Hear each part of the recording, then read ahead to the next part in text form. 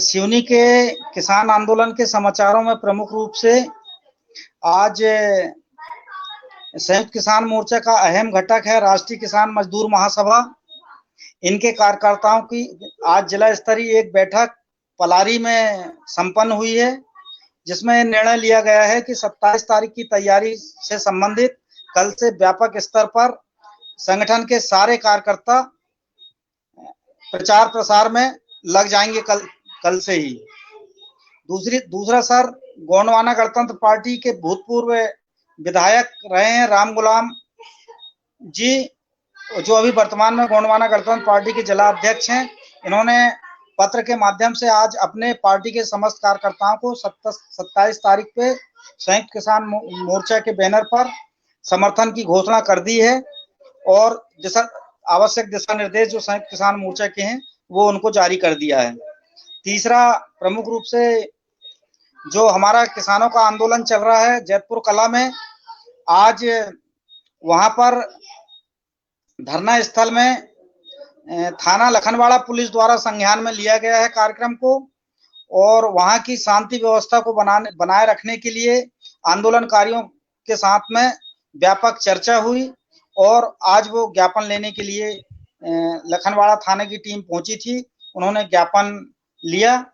उसके बाद में जो भारतीय किसान यूनियन के जो संभागीय अध्यक्ष हैं संतोष कुमार राय जी, जबलपुर संभाग के अध्यक्ष हैं, उनका कल धरना स्थल पर सिवनी आगमन होने जा रहा है।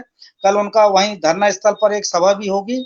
इसके साथ साथ में संयुक्त किसान मोर्चा की जिला स्तरीय कल समीक्षा बैठक भी रखी गई है कि किस क्षेत्र में कहां पर हम लोग प्रचार प्रसार वगैरह हमारा हो चुका है और जो आने वाले समय की तैयारी है उससे संबंधित। बस, धन्यवाद सर। आज के प्रमुख समाचारों में बस इतनी बातें रखनी थी। बहुत बहुत धन्यवाद राजेश पटेल जी। अब हमारे बीच में हरिद्वार से डॉक्टर सुनीलम जी जुड़े हैं। डॉक्टर सुनीलम जी, वहां पर जो एक आंदोलन चल रहा है गंगा को बचाने के लिए और गंगा में जिस प्रकार से उत्खनन हो रहा है, अतिक्रमण हो रहा है, बहुत सारी जो वहां पर समस्याएं आ रही है, जिस प्रदूषण फैल रहा है, उसको लेकर के वहाँ अनशन चल रहा है। डॉक्टर सुनीलम जी जो है आज वहां पर कल वहां पर पहुंच गए थे हरिद्वार। आज वहां से एक संत के साथ में फेसबुक लाइव भी किया था। वहां बताया था कि किस प्रकार संत जो है गंगा को बचाने के लिए आंदोलन कर रहे हैं, लेकिन जो राजनीतिक पार्टी है जो है भाजपा, जो है नरेंद्र मोदी जी है, जो गंगा को बचाने के लिए अपने आप को गंगा का पुत्र कहते हैं, लेकिन जो आज स्थिति है उस पर संतों ने बहुत ही मतलब दुख प्रकट किया और वहां पर जो है डॉक्टर साहब ने जैसा कि बताया था और संतों ने भी बताया था कि अब तक जो है गंगा की सफाई को लेकर अनशन करते हुए मतलब अनशन करते हुए उन देहांत हो गया। ये स्थिति है आज नदियों को बचाने की। तो मैं डॉक्टर सुनीलम जी से आग्रह करता हूं कि वे बताएं हरिद्वार में आज जो आप पहुंचे हो तो वहां पर क्या आंदोलन की क्या स्थिति है और नर्मदा गंगा बचाओ आंदोलन के तहत जो संत जुड़े थे आपसे, उनसे आपकी क्या चर्चा हुई, उन्होंने आपको क्या जानकारी दी, और डॉक्टर सुनीलम जी बताइए। बहुत बहुत शुक्रिया भागवत भाई। मैं इस समय टिहरी में हूँ, उत्तराखंड के टिहरी में हूँ। सुबह मैं हरिद्वार में था, सुबह 4 बजे वहां पर पहुंचा था। वहां पर स्वामी शिवानंद जी से मेरी मुलाकात हुई। उन्होंने बताया कि जो एक परंपरा है, जिस तरीके से तपस्या करके भागीरथी को जो है वो लेकर के आने का काम जो किया गया था, उसी तरीके से गंगा को जो लाने के लिए तपस्या की गई थी, उसी परंपरा को आगे बढ़ाते हुए इस समय गंगा को बचाने के लिए जो है वो साधुओं का संघर्ष चल रहा है। सबसे ज्यादा मेरे लिए आश्चर्यजनक बात ये थी कि लोग जिन्हें मानते हैं कि जिन्होंने लंबा अनशन किया, चाहे वो निगमानंद जी हों, चाहे जो दूसरे संत हों, उन्होंने लेके और उनकी मौत हुई, लेकिन इस मौत को वहाँ का जो आश्रम है वो हत्या बताता है और उसके पूरे तथ्य भी उनके पास मौजूद हैं। स्टोन क्रशिंग जो चल रहा है वहाँ पर, गंगा के किनारे वो रोके, इसको लेकर के वो मांग कर रहे हैं। गंगा अविरल रूप से बह सके, निर्बाध रूप से बह सके, ये उनकी मांग है। तो आज जो मैंने बातचीत की आत्मबोधानंद जी से, उनको 35 दिन हो गए हैं मेरे सामने। वहां पर तहसीलदार आए, डॉक्टर आए, रोज उनकी जांच करने का काम करते हैं। उनका वजन 6 किलो कम हो चुका है, 60 किलो था, अब 54 किलो रह गया है। और स्थिति जो है वो एक तरीके से तैयार है। ये जो आत्मबोधानंद हैं वो केरल के हैं, लेकिन साधुओं की तो कोई जो है स्थान नहीं पूछा जाता। लेकिन मुझे पता चला कि वो केरल के हैं, और वो भी एक तरीके से अपना जो है जीवन कुर्बान करने को तैयार है। और उनका कहना है कि जो है कभी कुर्बानी बेकार नहीं जाती, कभी तपस्या बेकार नहीं जाती। आज नहीं सुनी जा रही है गंगा के जो लोग उसको बचाना चाहते हैं उनकी, लेकिन कल बात सुनी जाएगी। मैं आपको ये भी बता दूं कि आज 300 दिन पूरे हो गए हैं संयुक्त किसान मोर्चे के। उसके बारे में डिटेल्ड जानकारी तो हमारे भागवत भाई खुद ही देंगे। लेकिन आपको ये बताना चाहता हूं कि ये 300 दिन के ऊपर पूरे देश भर में बहुत सारी जगहों पर कार्यक्रम हुए। और ये 300 दिन बहुजन संवाद बधाई देना चाहता है संयुक्त किसान मोर्चे की लीडरशिप को कि उसने जिस शानदार तरीके से 300 दिन का आंदोलन चलाया। और अब तो ये आंदोलन जो है 2024 तक भी चल सकता है, इसकी बातचीत लगातार चल रही है। हालांकि बहुत सारे लोग ये भी उम्मीद करते हैं कि सरकार जितनी दबाव में है उसके अंदर उत्तर प्रदेश चुनाव के पहले पहले कुछ ना कुछ फैसला वो कर सकती है। लेकिन जिस तरीके का बड़ी गोरखपुर के अंदर जिस तरीके से महापंचायत हुई, हरिद्वार के अंदर भी किसानों की महापंचायत हुई, उससे बहुत जबरदस्त समर्थन जो है किसानों को अपनी महापंचायतों के अंदर लगातार मिल रहा है। ये बहुत एक खास बात है। मैं आज बहुजन संवाद के लोगों को बताना चाहता हूं कि ग्वालियर के अंदर ज्योतिरादित्य सिंधिया जो केंद्रीय मंत्री हैं, आज उनको किसान संघर्ष समिति के साथियों ने, संयुक्त किसान मोर्चे के साथियों ने, ओबीसी महासभा के साथियों ने और काले झंडे दिखाने का काम किया। अभी मेरे पास में मुझे सूचना प्राप्त हुई एडवोकेट राय सिंह को, एडवोकेट विश्वजीत रतोनिया जी को, जो कई बार बहुजन संवाद के अंदर आते रहे हैं, उनको गिरफ्तार कर लिया गया है, उनको पड़ाव थाने लेके जाया गया है।